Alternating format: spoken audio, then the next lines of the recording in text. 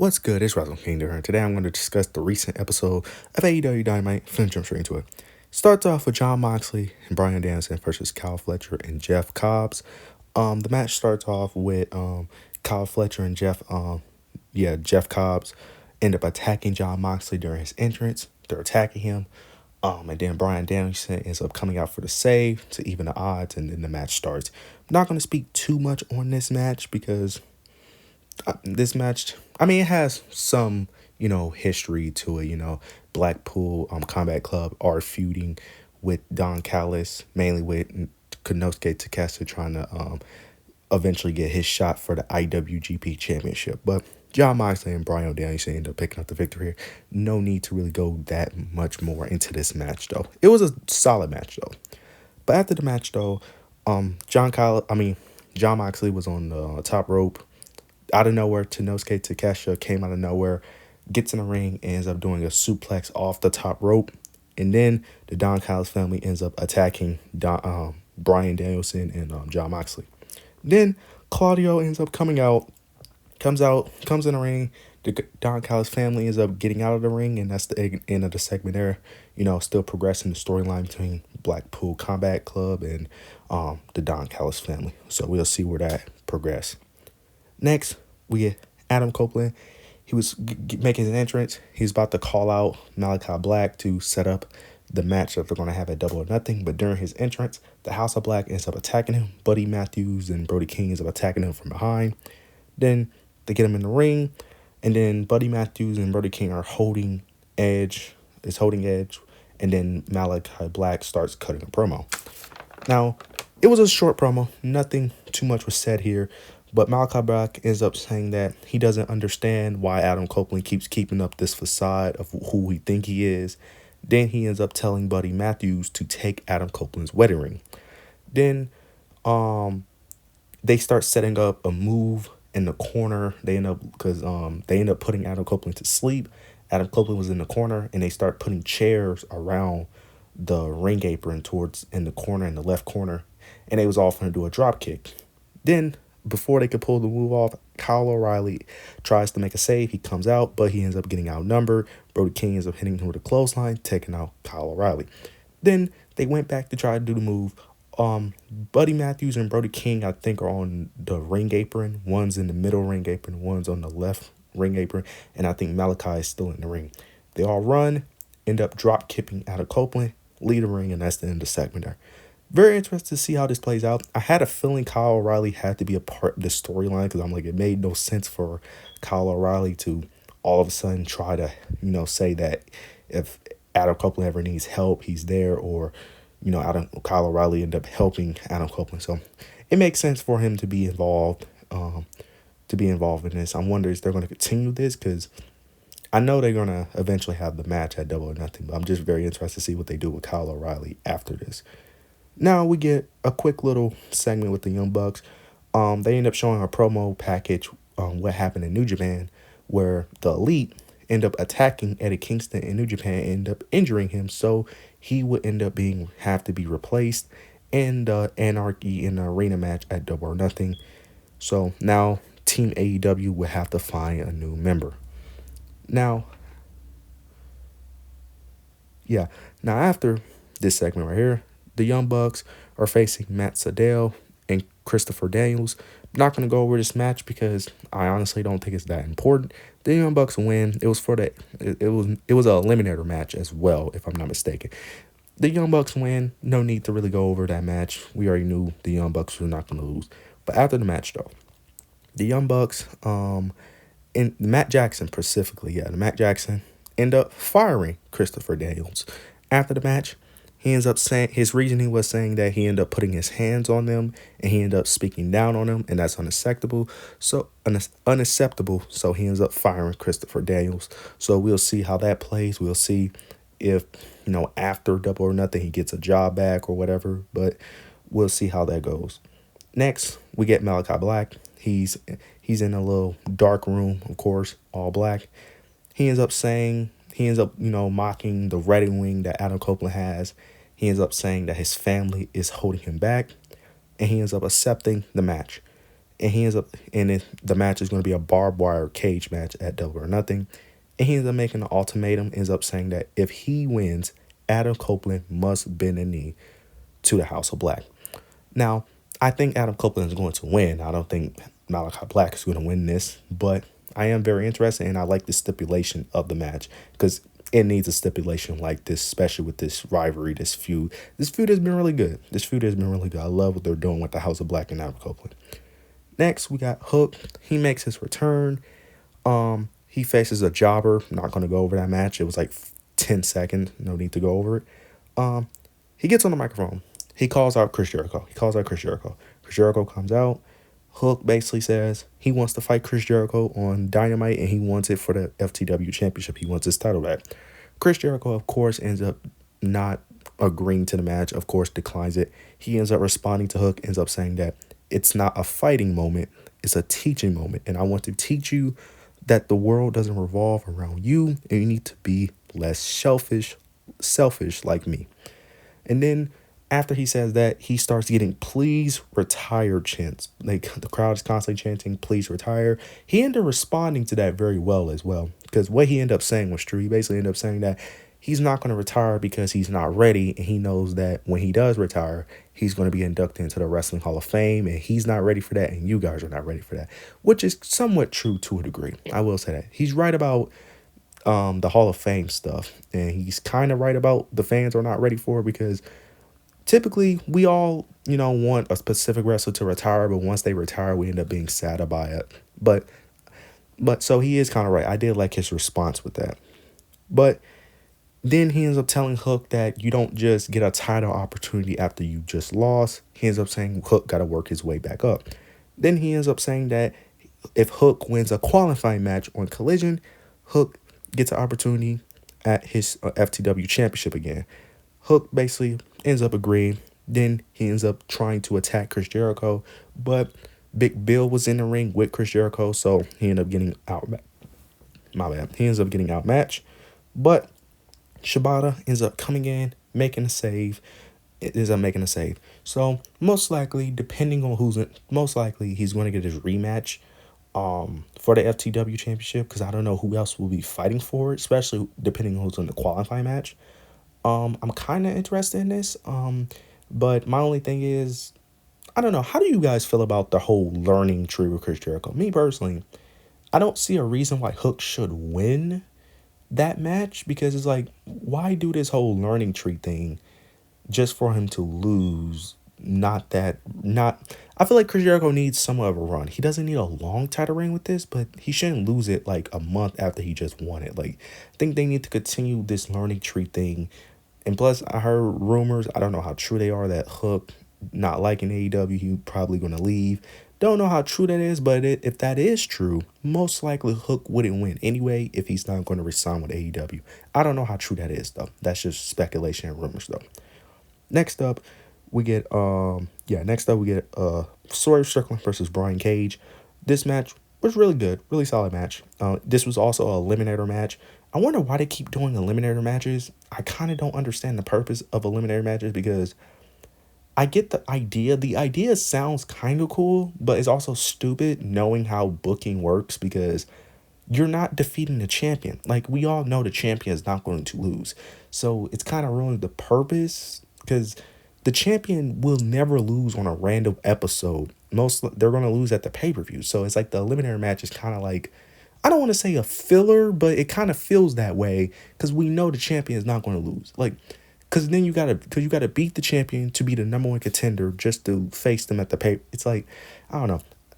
I get the idea, but I just feel like it's kind of stupid at the same time, knowing how booking works. But Swerve Strickland ends up picking up the victory here. After the match, though, Swerve Strickland ends up getting a chair, ends up hitting Brian Cage with the chair. But then Christian Cage music starts playing. He comes out. He only comes out with Mama Wayne.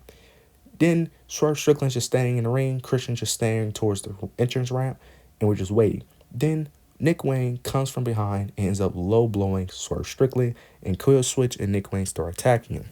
Then Kill Switch starts holding down Swerve Strickland, and then Nick Wayne ends up getting this picture portrait of Swerve Strickland and his family, ends up smashing the portrait on Swerve's head, and Swerve's start leaking. He starts leaking out blood.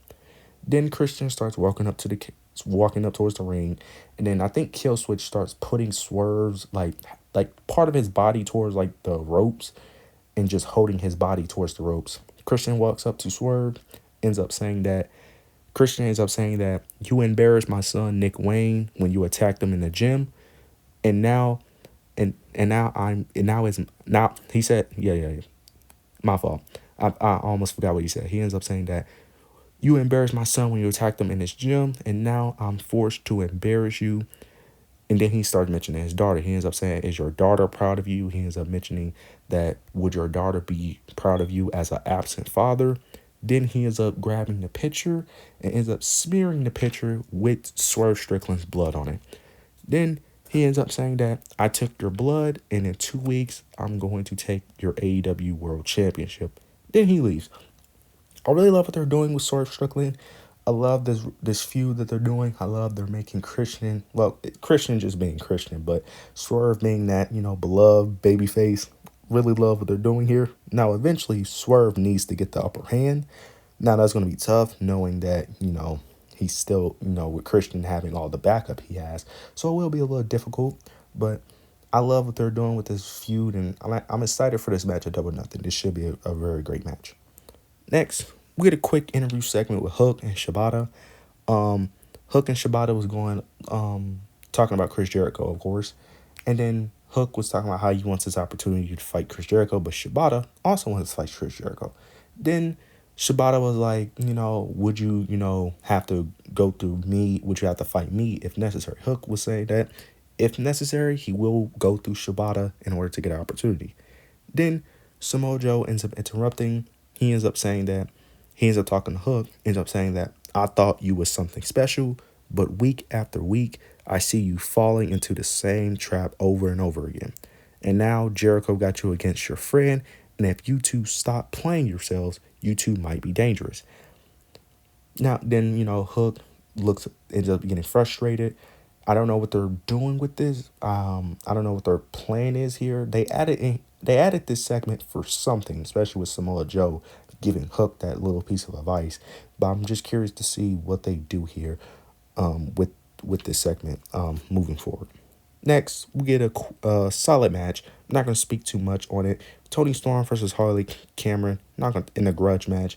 Not going to speak too much on it. Also, what is a grudge match? I don't understand it.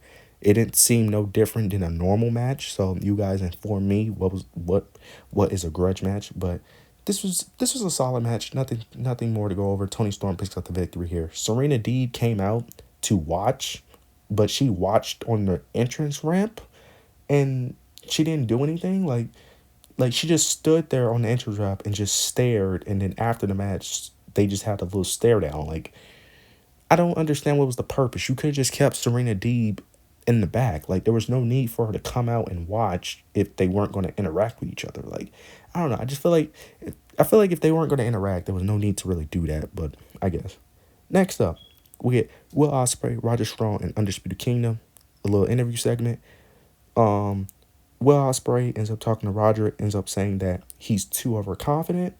And he ends up saying that he's too overconfident because he knows his friends, the Undisputed Kingdom, if he was to attack, his friends would end up attacking him. And he ends up saying that also that since he retired the Tiger Driver. But he ends up saying that he doesn't respect Roger Strong. And he ends up saying that he has used that move on people that he respected and loved, but he doesn't respect Roger. So I'm assuming, and he was saying it in a very aggressive tone. So the way he was saying it seems like that he could potentially unretire the move just for Roger Strong, but against other opponent he won't. We don't know. But then Roderick ends up saying that he never had respect for Will Ospreay. He starts mentioning his neck injury. He mentions the hard work he put in. Then he ends up calling Will Ospreay a fraud. Will Ospreay isn't the guy that people say he is. And then, of course, at Double or Nothing, he's going to prove everyone wrong. Then, them two going back and forth. They had some history back in Ring of Honor that I personally didn't know. This was a solid segment. This was really good. This was a solid segment. I enjoyed this. This match is very hard to predict. Now, most of y'all probably will say Will Ospreay will win, which I'm assuming he would win. But at the same time, I kind of just feel like Undisputed Era is going to, I don't know, because part of me feels like they're still going to pull the trigger on Undisputed Era having all the gold. Something is telling me that they're still going to do that. Now, maybe they wait on that and, prolong that because I heard MJF's, healing process isn't going the way it's supposed to go. That is also rumored. I don't know how true that is. So that could also be a thing. So that all depends. But I don't know. You could go either way with this, but I am interested to see how that goes, especially with the two in-ring talents that Roger Strong and Will Ospreay is. That should be a banger of the match. Now, we get the contract signing of the TBS Championship between Willow Nightingale and Mercedes Moné. Starts off with Willow Nightingale. She talks about respect. She talks about how much she respects Mercedes. Then she ends up asking Mercedes Moné, does she respect the TBS Championship? She talked about the lineage, the legacy of it, what it means to be a TBS champion. Then Mercedes ends up